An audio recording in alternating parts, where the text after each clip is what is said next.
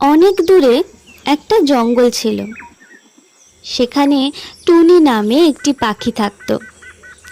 আর পুরো জঙ্গলে ওকে সব থেকে সুন্দর পাখি মনে করা হতো।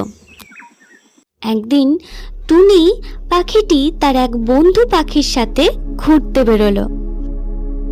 তখন সে দেখলো ঠিক তারই মতো দেখতে অনেক পাখি আকাশে উড়ছে।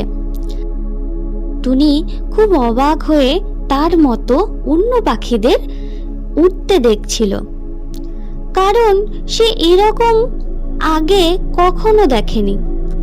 পরের দিন টুনি নিজের মতো দেখতে পাখিদের কাছে যায়।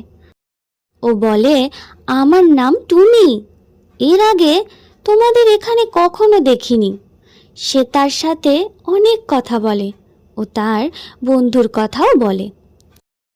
টুনির সকল কথা শোনার পর অন্য পাখিটি বলে, তুমি এত সুন্দর হয়েও সাধারণ পাখির সাথে বন্ধুত্ব করেছো। অন্য পাখিটি টুনিকে এমন এমন কথা বলে যে তার মনে অহংকার এসে যায়। পরের দিন টুনি তার বন্ধুর কাছে যায় ও তার সাথে বন্ধুত্ব ভেঙে দেয়। একদিন টুনি ও তার মতো দেখতে পাখিটি একটি গাছের ডালে বসে বিশ্রাম করছিল। একটি পাতার কারণে টুনি নিচে পড়ে যায়।